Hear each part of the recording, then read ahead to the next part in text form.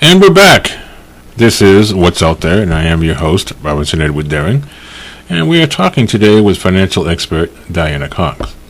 Now, I mentioned this right before the break, but you mentioned that you do a financial review. So if someone comes to see you, what does this financial review consist of? Well, a financial review is pretty basic. It's looking at what you have coming in and what you have going out. But there are some areas where people don't think about how they could better use their money and get more value for the dollar, is the best way to put it. Many people don't think about what type of savings account they have and how they can have that savings account work for them. Many savings accounts might work against a person. So we want to look at that. What financial vehicle is this person using in order to grow their money? We might want to look at that. And if we look at those, the vehicle that they're using may not be the best one growing their money the best possible way. So we take a look at all of it as a snapshot of everything that's happening in their financial history so that we make sure that they are getting the best growth in their money. Okay. An annual review may consist of looking at what their money is doing annually and how it's growing. Is it growing at 2%, 3%, or is there a better vehicle out there that could allow them to have more growth for their money? And these are things that people don't realize. Each family may have a different way of having their money grow that they don't know would best benefit them. So with that, that's what we look at. Where do you have your money? How's it growing for you? Are you getting the best value in that vehicle? You know, something that's always puzzled me when you now that you mention it, I started thinking about it again. But what would you say people are getting their financial advice from now? Well, from what I hear, it's usually friends, maybe an HR person, or possibly an aunt or an uncle, I guess is the best. Most people do not understand the way finance works. They think that they're going to have to go out and pay a great deal of money for a CPA to look at their paperwork.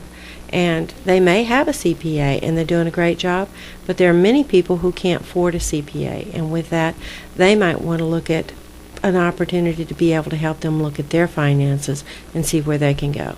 CPAs are great. They have a wonderful, wonderful way of helping people, but they're not going to be able to help everybody. We're not going to be able to help everybody, but we want to make sure that we help as many people as we can, one family at a time. Now, something that affects far too many people today, I've heard something on the order that Americans only save maybe 2 to 3%.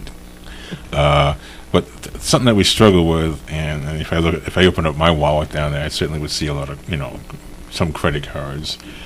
But debt management, how do you help people with debt management? Because there's probably too much debt for the average American. There's too much debt for the average America.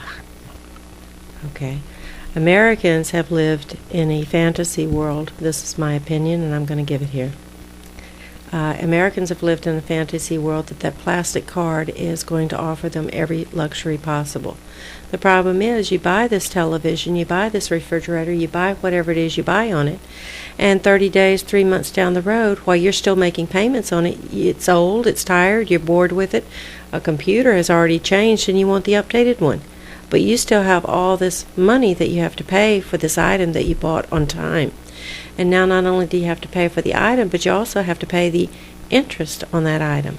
The interest is what kills people, and that's what people don't realize. If a person were to be able to develop a savings plan and write down what it is that they wanted to buy and put that item as a goal, and instead of buying it with credit card, save up to buy that item, they have done a better job of being able to prepare for their future that way. Because now what they've done is they've saved all that interest. And people don't realize how long it takes to pay off the interest on a credit card. Most people will only pay the minimum, and they may pay $10 over the minimum. For a $1,000 credit card bill, it could take you 5 to 7 years to pay off that $1,000 just by paying the minimum. And with that, you want to think about the compound interest. Compound interest is what kills people, but it's also what can help people. People don't realize that that same credit card interest that you're giving to that bank, if you turned around and put that money into your own retirement vehicle or some sort of savings plan, you could have that same interest coming to you. People just don't realize it's available to them because no one's ever talked to them about it.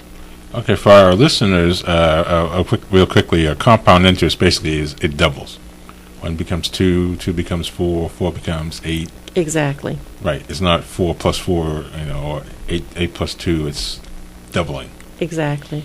Yes. Now, another area that people, I guess, don't really prepare for well, and it goes in hand with what we talked about retirement, trusts and wills.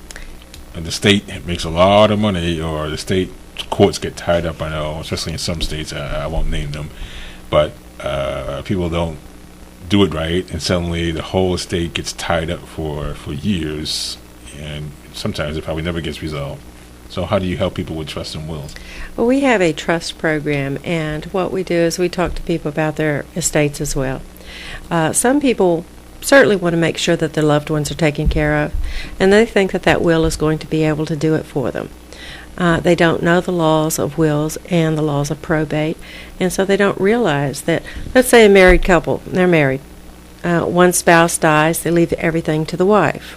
Well, I'm saying wife because that's usually who's typically the survivor. Men typically die before women. But the wife survives. Everything's great, everything goes straight to her, no probate. However, when the wife dies, the estate goes into probate. Now, with the estate going into probate, it could go from as much as 1 year to 3 years. At the end of that 3 years, once it's probated, legal fees come out. With the legal fees, that comes off the top of the estate. So if a family had worked all their life and they put together an estate, and let's just say they had $100,000 that they were planning on having their children have, their children don't get that $100,000. They get whatever's left after probate.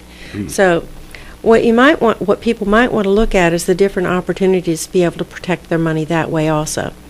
Trusts cost more up front, but they cost less on the back end than a will would. Okay.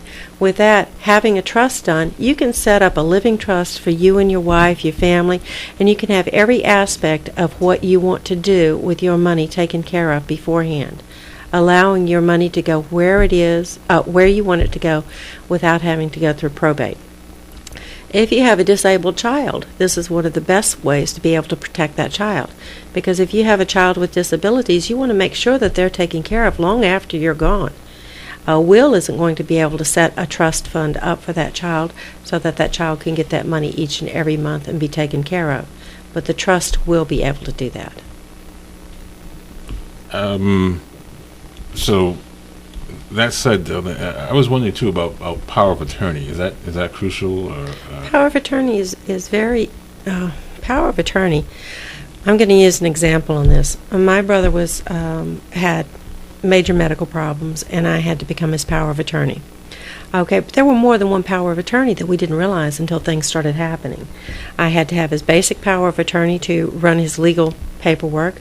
I had to have a second power of attorney because I was his sister through the IRS, and I had to have a special number to be able to do his tax paperwork, and that had to be stretched out and each year named for me to be able to take care of it. So we had set it up for the first year and then found out I couldn't do the second year because I wasn't on that. So we had to redo that to make sure so many years were taken care of. Then there had to be a bank power of attorney for me to be able to do his banking. Oh, that's interesting. We'll do. We're going to continue with this with the power of attorney question when we come back after break. And once again, Diana Cox, she is working with HBW, helping build wealth. The phone number is 803-776-1153. And the email is helpingbuildwealth, that's all one word, helpingbuildwealth @hotmail.com. So we will be back after the break to talk more with Diana Cox about this fascinating financial information.